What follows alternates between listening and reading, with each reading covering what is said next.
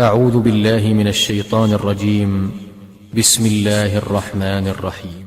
قال الملأ من قومه إنا لنراك في ضلال مبين. قال يا قوم ليس بي ضلالة ولكني رسول من رب العالمين أبلغكم رسالات ربي وأنصح لكم وأعلم من الله ما لا تعلمون.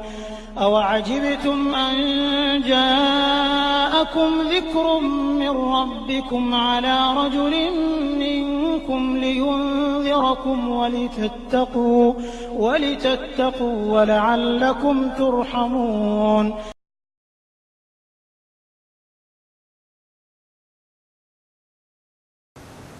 الحمد لله رب العالمين، والصلاة والسلام على سيدنا محمد الصادق الوعد الأمين.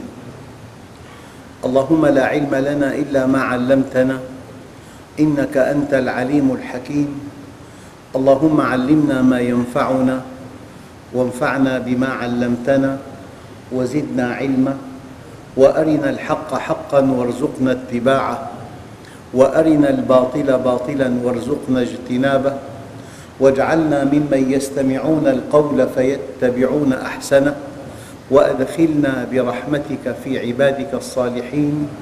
أخرجنا من ظلمات الجهل والوهم إلى أنوار المعرفة والعلم، ومن وحول الشهوات إلى جنات القربات. أيها الإخوة الأكارم، مع الدرس 25 من دروس سورة الأعراف، ومع الآية 59، وهي قوله تعالى: لقد أرسلنا نوحا إلى قومه فقال يا قوم اعبدوا الله ما لكم من إله غيره إني أخاف عليكم عذاب يوم عظيم. أيها الإخوة، هذه الآية مهمتها أن تخفف عن النبي صلى الله عليه وسلم ما يعانيه من تكذيب ومعارضة. وقد قال الله عز وجل: وكلا نقص عليك من أنباء الرسل ما نثبت به فؤادك. قلب سيدنا محمد صلى الله عليه وسلم في نص هذه الآية يزداد ثبوتاً بسماع قصة نبي دونه. لست وحدك يا محمد الذي يكذب، لست وحدك يا محمد الذي يعاني ما يعاني، لأن معركة الحق والباطل معركة أزلية أبدية. وطنوا أنفسكم على ذلك. كان من الممكن أن يكون الكفار في كوكب آخر، وكان من الممكن أن يكونوا في قارة أخرى، وكان من الممكن أن يكونوا في حقبة أخرى، ولكن شاءت حكمة الله أن نجتمع معاً في كل زمان ومكان، وهذا الاجتماع يقتضي معركة أزلية أبدية من آدم إلى يوم القيامة. الإنسان حينما يوطن نفسه على واقع يقبله ويتعامل معه. معركة الحق والباطل معركة أزلية أبدية. يا محمد، لست بدعاً من الرسل، لست وحدك الذي تكذب، لست وحدك الذي تؤذى. قال عليه الصلاة والسلام: أوذيت في الله وما أوذي أحد مثلي، وخفت في الله وما خاف أحد مثلي، وأتى علي 30 يوماً لم يدخل جوفي إلا ما يواريه إبط بلال. قال: يا رسول الله إني أحبك. قال: انظر ما تقول. قال: والله إني أحبك. قال: انظر ما تقول. قال: والله إني أحبك. قال: إن كنت صادقاً فيما تقول للفقر أقرب إليك من شرك عليك. يعني في ابتلاء، في امتحان. أحسب الناس أن يتركوا أن يقولوا آمنا وهم لا يفتنون. أم حسبتم أن تدخلوا الجنة ولما يأتكم مثل الذين من قبلكم مستهم البأساء والضراء وزلزلوا مستحيل وألف ألف مستحيل ألا تمتحن أو ألا تبتلى. يا إمام الشافعي، ندعو الله بالابتلاء أم بالتمكين؟ فقال لن تمكن قبل أن تبتلى. قال تعالى إنا كنا مبتلين. يا محمد لست بدعا من الرسل، لست وحدك الذي تكذب، لست وحدك الذي تعارض، لست وحدك الذي ينكر بك. هذه سنة الله في الخلق. لأن فاتني أن أقول لكم لماذا أراد الله أن نكون معا في كل زمان وفي كل مكان؟ لماذا أراد الله أن يكون أهل الحق مع أهل الباطل في كل مكان، على مستوى الأسرة، على مستوى الحي، على مستوى الدائرة، على مستوى المستشفى، على مستوى المدرسة؟ أناس مع الحق في أعلى درجة من الكمال، أناس في أدنى درجة من السخف والاستهزاء والتنكيل. هذه سنة الله في الأرض. الحكمة منها أن الحق لا يقوى إلا بالتحدي، وأن أهل الحق لا يستحقون الجنة إلا بالتضحيات. أم حسبتم أن تدخلوا الجنة ولما يعلم الله الذين جاهدوا منكم ويعلم الصابرين؟ يجب أن تؤمن أن الابتلاء أحد سنن الله في الأرض. أنت ممتحن. بالمناسبة أنت ممتحن فيما أعطاك الله. أعطاك صحة ممتحن بها، أعطاك مال ممتحن به، أعطاك مكانة ممتحن بها، أعطاك علم ممتحن به، وممتحن أيضاً فيما زوي عنك. كنت تتمنى أن تكون ذا دخل غير محدود فدخلك محدود، هذا امتحان ثاني. كنت تتمنى أن تكون لك زوجة على نمط آخر فكانت على نمط لا يرضيك، هذا امتحان ثاني. أنت ممتحن فيما أعطيت، ممتحن فيما زوي عنك. لذلك من أدق أدعية رسول الله صلى الله عليه وسلم: اللهم ما رزقتني مما أحب فاجعله عونا لي فيما تحب. يا ربي أعني على توظيفه في مرضاتك. قال تعالى: وابتغ فيما آتاك الله الدار الآخرة. ابتغ بالمال الدار الآخرة، ابتغ بوسامتك الدار الآخرة، ابتغ بفصاحتك الدار الآخرة، ابتغ بعلمك الدار الآخرة، ابتغ بغناك الدار الآخرة، ابتغ بوجاهتك الدار الآخرة، وابتغ فيما آتاك الله الدار الآخرة. لذلك اللهم ما رزقتني مما أحب فاجعله عونا لي فيما تحب، وما زويت عني ما أحب فاجعله فراغا لي فيما تحب. المؤمن عجبت لأمر المؤمن إن أمره كله خير، إن أصابته سراء شكر فكان ذلك له خير، وإن أصابته ضراء صبر فكان ذلك له خير، وليس ذلك لغير المؤمن أبداً. فيا محمد لا تحزن، لا تحزن، لا تضجر، لا تيأس. ما كنت بدعاً من الرسل. الأنبياء السابقون كذبوا وأوذوا وسخر منهم، وكلما مر عليه ملأ من قومه سخروا منه. والآن المؤمن يسخر منه، محدود، جامد، متزمت، لا يتحرك، لا يطلع على ما في الدنيا من مباهج، يخاف من المرأة أن يختلط بها. فاليوم الذين آمنوا من الكفار يضحكون. الكافر يضحك قليلاً وسيبكي كثيراً، أما المؤمن قد يبكي قليلاً ولكن سيضحك كثيراً. بطولتك أنه حينما يولد الإنسان كل من حوله يضحك وهو يبكي وحده، أما إذا وافته المنية كل من حوله يبكي، فإذا كان بطلاً يضحك وحده. قيل ادخل الجنة قال يا ليت قومي يعلمون، يا ليت قومي يعلمون. لذلك ولقد أرسلنا نوحاً إلى قومه. قال بعض علماء البلاغة لقد تقترب من القسم، لقد حرف تحقيق، كأن تقول والله لقد زرتك أو لقد زرتك، تقترب من القسم. لقد أرسلنا نوحاً إلى قومه فقال يا قوم اعبدوا الله، علة وجودنا أن نعبد الله. من الجهة التي ينبغي أن نعبدها؟ الجهة التي خلقت، والجهة التي صورت، والجهة التي أبدعت، والجهة التي ترزق، والجهة التي تحيي وتميت. هذه الجهة ينبغي أن تعبدها. يا أيها الناس اعبدوا ربكم الذي خلقكم والذين من قبلكم لعلكم تتقون.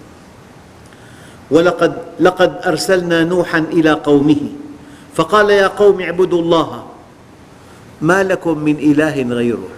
ما في غيره، لا في رافع ولا في خافض ولا في معز ولا في مذل ولا في معطي ولا في مانع ولا في رازق ولا في جبار إلا الله.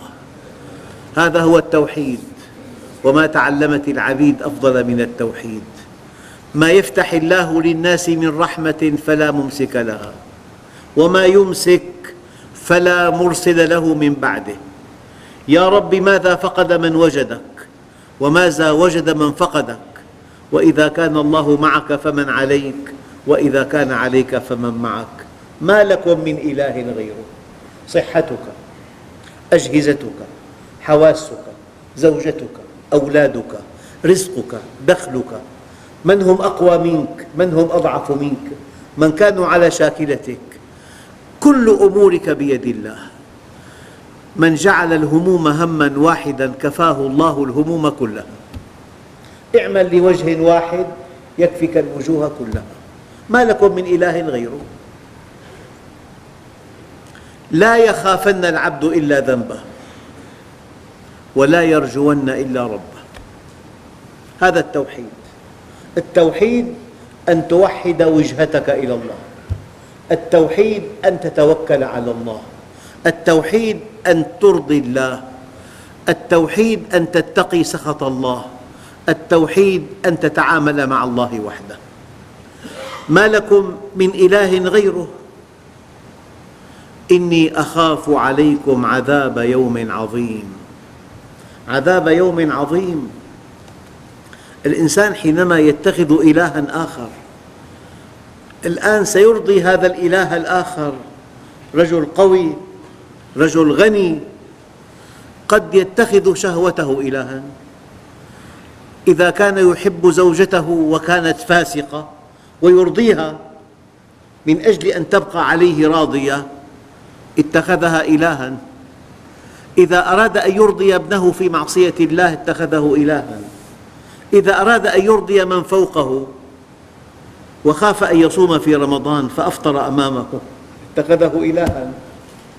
لذلك أيها الإخوة، الذي يتخذ من دون الله إلها أمامه عذاب عظيم، لأنه سوف يخرج عن منهج الله وسوف يرضي هذا الإله الذي اتخذه إلها. لئلا تقع في حيرة، لا يمكن أن يقول إنسان لإنسان أن أنت إله، لكن يعامله كإله. إذا أمره بمعصية ينفذ أمره فوراً، إذا أبعده عن عمل خير ينفذ أمره فوراً. أنا لا أقول هناك في عالم المسلمين من يقول هذا إله، لكن العبرة أنه يعامل كإله، يطاع في معصية.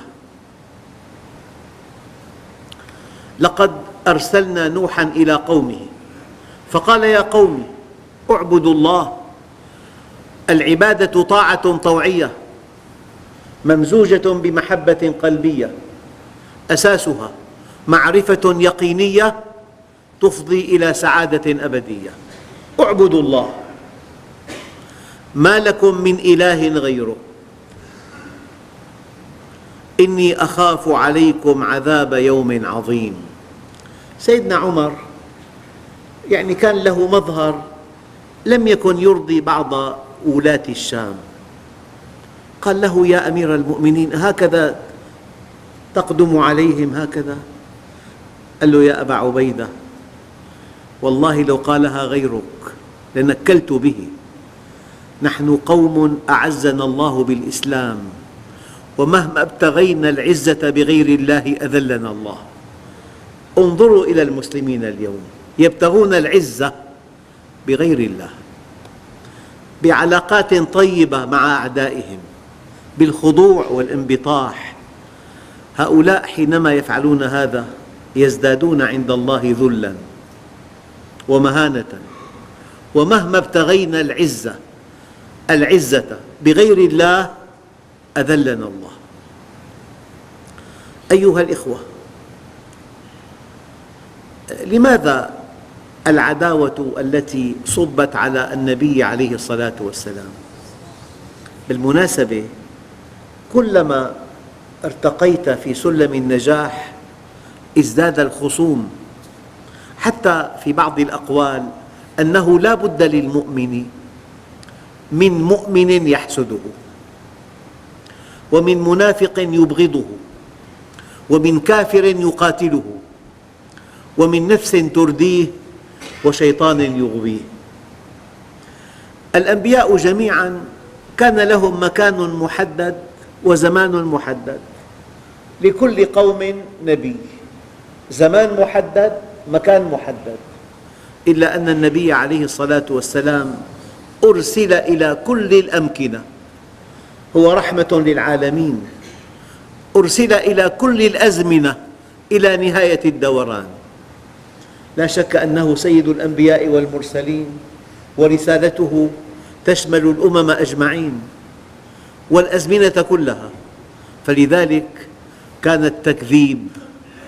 بالمناسبة، لماذا أوذي النبي في الطائف؟ لأنه قدوة لنا، قدوة للدعاة إلى يوم القيامة. أي إنسان دعا إلى الله، هناك من عارضه، هناك من انتقده، هناك من مكر به، هناك من أور صدر الأقوياء عليه. لك في النبي أسوة حسنة.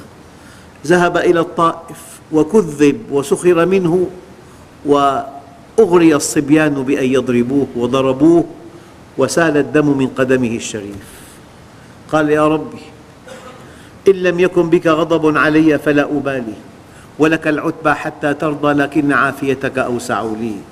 من أنت أمام النبي عليه الصلاة والسلام؟ لما قال: يا رب، إني أشكو إليك ضعف قوتي وقلة حيلتي وهواني على الناس. يا رب المستضعفين، إلى من تكلني؟ إلى صديق يتجهمني، أم إلى عدو ملكته أمري؟ إن لم يكن بك غضب علي فلا أبالي، ولك العتبى حتى ترضى، لكن عافيتك أوسع لي. هذا الدعاء يصلح لكل مسلم الآن، لكل مسلم، لأن الذي يعانيه المسلمون شيء لا يحتمل. إن كان هناك من خط بياني، هم في الحضيض الآن. العالم كله يتهمهم بالإرهاب وبالجهل وبالتخلف. العالم متفق على التنكيل بهم، متفق على إفقارهم، متفق على إضلالهم، متفق على إذلالهم، متفق على إفسادهم، متفق على إبادتهم. دعاء النبي عليه الصلاة والسلام في الطائف يصلح لكل مسلم الآن، ولكن أراد الله أن يمكنه من أن ينتقم منهم. جاءه ملك الجبال قال: يا محمد، أمرني ربي أن أكون طوع إرادتك، لو شئت لأطبقت عليهم الأخشبين أي الجبلين. هنا البطولة، لم ينتقم منه. قال اللهم اهد قومي، قومي لم يتخلى عنهم، ودعا لهم اهد قومي، واعتذر عنهم إنهم لا يعلمون، وتمنى على الله أن ينجبوا ذرية صالحة لعل الله يخرج من أصلابهم من يوحده. الخط البياني في النهاية الصورة. جاء الإسراء والمعراج، قال تعالى سبحان الذي أسرى بعبده ليلاً من المسجد الحرام إلى المسجد الأقصى الذي باركنا حوله لنريه من آياتنا إنه هو. لو واحد ضعيف في حفظ القرآن الكريم، أية كلمتين تناسبان هذه الآية؟ أنا أعتقد إنه على كل شيء قدير، لأنه نقله من مكة إلى بيت المقدس، أسرى به وعرج به إلى السماء، إلى السماوات العلى حتى بلغ سدرة المنتهى. إذن إنه على كل شيء قدير. الآية ليست كذلك، قال إنه هو السميع العليم. إن يا محمد سمعنا دعاءك في الطائف، سمعنا تضرعك، سمعنا أنك قلت إن لم يكن بك غضب علي فلا أبالي ولك العتبى حتى ترضى. سمعنا دعاءك في الطائف، وهذا هو التكريم، أنت سيد الأنبياء والمرسلين. لذلك أيها الإخوة، ما من محنة تصيب المؤمن إلا وراءها منحة من الله، وما من شدة تصيب المؤمن إلا وراءها شدة إلى الله. ولا تهنوا ولا تحزنوا وأنتم الأعلون إن كنتم مؤمنين. والعبرة بالنتائج. هؤلاء الأقوياء الأشداء المسيطرون في عهد النبي، زعماء قريش، سادة قريش، كبراء قريش، علية القوم، الأغنياء الأقوياء الذين تفننوا في التنكيل بأصحاب النبي، أين هم الآن؟ في مزبلة التاريخ. قول أبو جهل، شو بتقول بعد منا؟ الله يرضى عنه. دمره الله، لعنه الله. قول سيدنا الصديق رضي الله عنه وأرضاه، سيدنا عمر، هؤلاء الذين وقفوا مع الحق هم في أعلى عليين. الحياة هكذا، إياك ثم إياك ثم إياك أن تقف في خندق معاد لدين الله. إياك، كن مع الحق، كن ذنبا لأهل الحق ولا تكن رأسا لأهل الباطل. ذنب، كن ذنبا لأهل الحق. أهل الحق ما عندهم أذناب أبدا، بس هي تعبير مستخدم الآن. ولا تكن رأسا لأهل الباطل، إنما المؤمنون إخوة. شو سيدنا بلال عبد حبشي قال له سيده لسيدنا الصديق والله لو دفعت به درهما لبعتكه. قال له والله لو طلبت به 100,000 درهم لدفعتها لك. اشتراه، وضع يده تحت إبطه، قال هذا أخي حقا. كان الصحابة الكرام إذا ذكروا الصديق يقولون هو سيدنا وأعتق سيدنا، يعني بلالا. هذا الإسلام. الإسلام ما في فروق طبقية أبدا، الإسلام ما في تمايز، ما في عنصرية. أيها الإخوة، إذن النبي أوذي في الطائف لأنه قدوة للدعاة من بعده إلى يوم القيامة. السيدة عائشة السيدة الأولى المصون العفيفة الطاهرة اتهمت في أقدس ما تملكه امرأة. لماذا اتهمت؟ لتكون أسوة لكل مؤمنة إلى يوم القيامة، بريئة وطاهرة، واتهمت. الله عز وجل جعل من الصحابة نماذج تحتذى. الآن قصص الأنبياء لمن؟ للأنبياء ماتوا، لما الله بيقول جل جلاله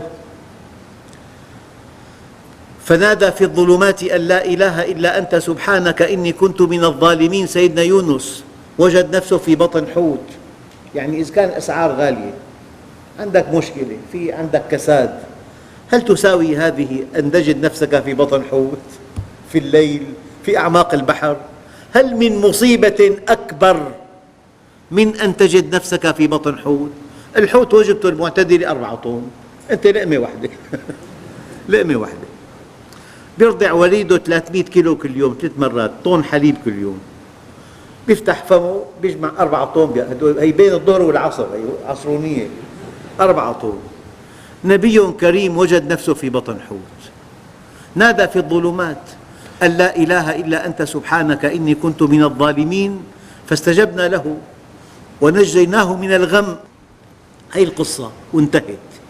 الآن قلبت إلى قانون: وكذلك ننجي المؤمنين. في أي عصر، في أي مصر، في أي مكان، في أي زمان، بأي خطر، وكذلك ننجي المؤمنين. لمن هذه القصة؟ لنا.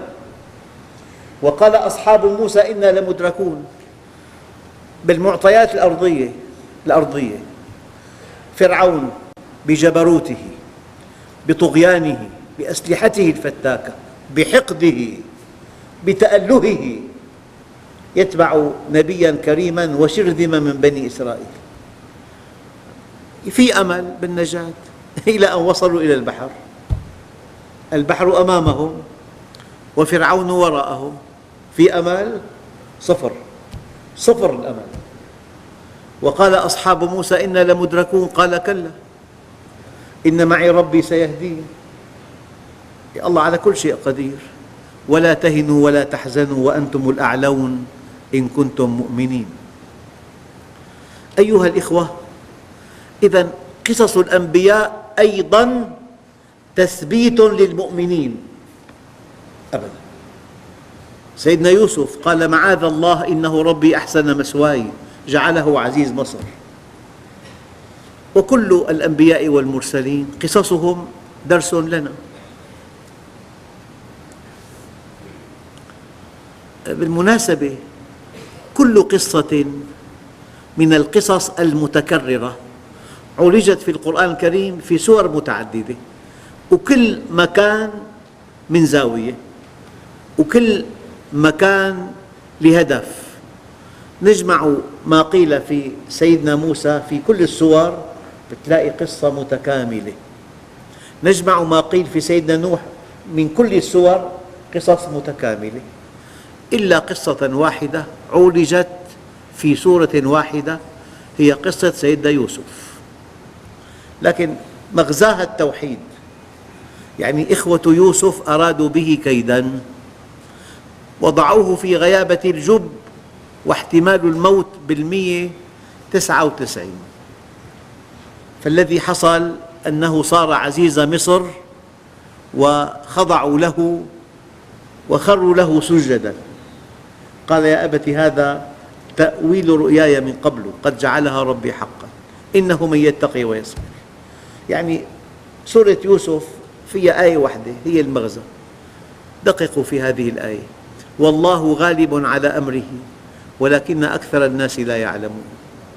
أنت تريد وأنا أريد والله يفعل ما يريد. عبدي كن لي كما تريد أكن لك كما تريد. كن لي كما أريد ولا تعلمني بما يصلحك. أنت تريد وأنا أريد، فإذا سلمت لي فيما أريد كفيتك ما تريد، وإن لم تسلم لي فيما أريد أتعبتك فيما تريد، ثم لا يكون إلا ما أريد. قال الملأ من قومه إنا لنراك في ضلال مبين. من هم الملأ؟ الملأ علية القوم، سادة القوم، أو الذين يملؤون عينك مهابة. شخصية مرموقة، شكل، منطق، هدوء، وقار. قال الملأ من قومه، أي سادة القوم أو الذين يملؤون العين وقارا ومكانة. إنا لنراك، يا نوح في ضلال مبين. ضلال اسم جنس، كل الذي قلته من الضلالات، هيك اتهام.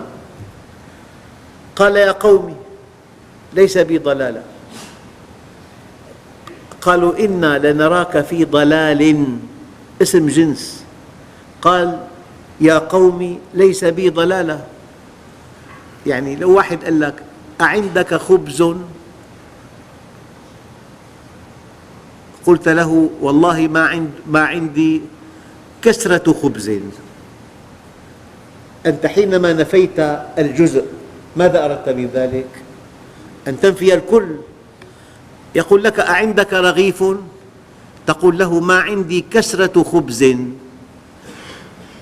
إنا لنراك في ضلال مبين. قال يا قوم ليس بي ضلالة ولا ضلال واحدة، أنا يوحى إلي. هذا كلام رب العالمين.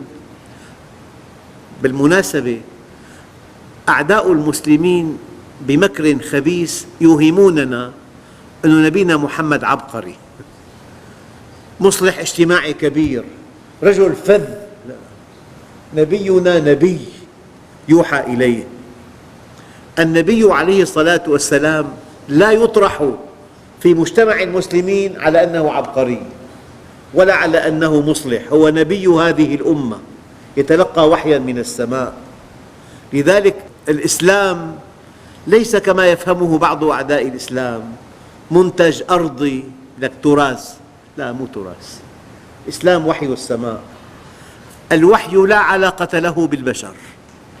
الدليل لما اتهمت السيدة عائشة رضي الله عنها، لو أن الوحي من عند النبي بعد دقيقة بتجي آية تبرئة، 40 يوم لا في إثبات ولا في نفي حتى يعلمنا الله أن هذا الوحي مستقل عن النبي الكريم، لا يملك له استدعاء ولا ردا. فلذلك قال يا قوم ليس بي ضلالة ولكني رسول رب العالمين. هذا الإله العظيم الذي يربيكم، الذي يعتني بكم، الذي يمدكم بالهواء، بالماء، بالطعام، بالشراب، بما تشتهون، بالمعادن، بالأشباه المعادن، بالفلزات، ولكني رسول رب العالمين. أبلغكم. سافر من دمشق فبلغ حلب، وصلها بالتمام والكمال. البلاغ بيان كامل، بيان شامل، بيان واضح. أبلغكم. كلنا إذا وقفنا أمام قبر النبي ماذا نقول؟ أشهد أنك بلغت الرسالة وأديت الأمانة ونصحت الأمة وكشفت الغمة وجاهدت في الله حق الجهاد وهديت العباد إلى سبيل الرشاد. أبلغكم رسالات ربي. لماذا جاءت جمعاً؟ لما لم يقل أبلغكم رسالة ربي؟ إشارة إلى أن جميع الرسالات واحدة، يعني جئت برسالة تصدق ما سبقها من رسالات. لذلك لا نفرق بين أحد من رسله أبداً. وما أرسلنا من رسول إلا نوحي إليه أنه لا إله إلا أنا فاعبدون. فحوى دعوة الأنبياء واحدة، فحوى دعوة الأنبياء واحدة، ملخصة بكلمتين: لا إله إلا أنا فاعبدون. نهاية العلم التوحيد، ونهاية العمل العبادة. أبلغكم رسالات ربي وأنصح لكم. أنصح لكم في كل شيء، في حياتكم، في شؤون حياتكم. رسالة مطولة يا أخوان، والله لا أبالغ. هذا الذي يتوهم أن الإسلام صوم وصلاة وحج وزكاة، هذا إنسان واهم. الإسلام، ولا أبالغ مرة ثانية، 500,000 بند، يبدأ من فراش الزوجية وينتهي بالعلاقات الدولية. منهج كامل. أما حينما ظنه المسلمون عبادات شعائرية صار حالهم إلى ما آل إليه. الإسلام ليس في المسجد، في بيتك، في كسب مالك، في إنفاق مالك، في علاقاتك مع النساء، في نزهاتك، في أفراحك، في أتراحك، في سفرك، في حلك، في ترحالك. الإسلام منهج كامل كامل. أبلغكم رسالات ربي وأنصح لكم وأعلم من الله ما لا تعلمون. أخواننا الكرام، مرة ثانية أستخدم هذا المثل للتوضيح. طفل قال لك معي مبلغ عظيم، والده مدرس، عقب أيام العيد قال لك معي مبلغ عظيم، أنت بتقول 200 ليرة. مسؤول كبير بالبنتاغون بيقول لك أعددنا لحرب العراق مبلغا عظيما، بتقدرها 200 مليار دولار، مليار. فإذا قال ملك الملوك وعلمك ما لم تكن تعلم وكان فضل الله عليك عظيما، من 200 ليرة ل 200 مليار دولار، ضرب 50 يعني، هلأ أقل من 50 صار. نعم. فإذا قال خالق السماوات والأرض وعلمك ما لم تكن تعلم وكان فضل الله عليك عظيما، يعني أعظم فضل على الإنسان أن يعرف الله. ابن آدم اطلبني تجدني، فإذا وجدتني وجدت كل شيء، وإن فتك فاتك كل شيء، وأنا أحب إليك من كل شيء. وعلمك ما لم تكن تعلم وكان فضل الله عليك عظيما. في بدمشق ثانوية ضخمة جدا، وأقدم ثانوية، كانت كأنها جامعة قديما، تدخلها كتب في مكان مرتفع من مدخلها رتبة العلم أعلى الرتب. ما في رتبة عند الله أعلى من العلم. قال تعالى: هل يستوي الذين يعلمون والذين لا يعلمون؟ قال تعالى: يرفع الله الذين آمنوا منكم والذين أوتوا العلم درجات. قال تعالى: ولكل درجات مما عملوا. اعتمد القرآن قيمتين فقط، قيمة العلم وقيمة العمل، وأما القيم الأخرى لم يعبأ بها القرآن، الوسامة والذكاء والغنى والقوة، هذه قيم أغفلها القرآن الكريم. رب أشعث أغبر ذي طمرين مدفوع بالأبواب لو أقسم على الله لأبره. إذا وقعت الواقعة ليس لوقعتها كاذبة خافضة رافعة. الذين كانوا في الأرض في القمم قد تجدهم يوم القيامة في الحضيض، والذين كانوا في الحضيض في المقياس الاجتماعي يعني موظف بسيط لكن مستقيم، قد تجده يوم القيامة في القمم خافضة رافعة، تماما كهذه القلابة اللي فيها مقاعد متتالية، تارة تكون في الأسفل ثم في الأعلى، خافضة رافعة، هكذا الحياة. لذلك ابتغوا الرفعة عند الله، ابتغوا الرفعة عند الله. أبلغكم رسالات ربي وأنصح لكم وأعلم من الله ما لا تعلمون. الله عز وجل في بعض الآيات الكريمة يقول: شرع لكم من الدين ما وصى به نوحا والذي أوحينا إليك. الدين واحد، أما الشرائع مختلفة بحسب العصور والتطورات والأمصار، وشريعتنا والحمد لله خاتمة الشرائع وناسخة لما قبلها.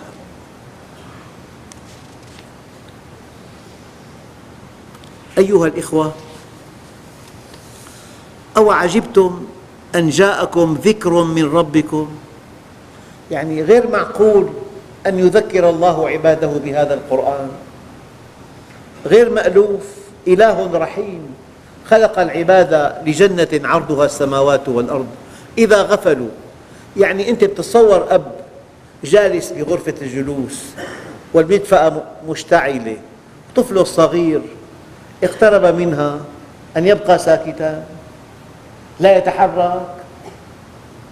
لم يكن أبا ساعتئذ، لا بد من كلمة تنبيه، لا بد من تحذير، فإن لم يسمع يقوم الأب بيده يمسكه، أليس كذلك؟ هذه الرحمة. لذلك أوعجبتم أن جاءكم ذكر من ربكم، يعني شيء غير طبيعي غير مألوف، أنه إله عظيم يرسل رسول كريم معصوم يبين يحذر يوضح يجلي الأمور، في جنة في نار في أبد في سعادة أبدية. أوعجبتم أن جاءكم ذكر من ربكم، الذكر هو القرآن الكريم. وقال تعالى فاسألوا أهل الذكر إن كنتم لا تعلمون. قال تعالى إنا نحن نزلنا الذكر وإنا له لحافظون. قال تعالى ذلك نتلوه عليك من الآيات والذكر الحكيم. فالذكر هو القرآن الكريم.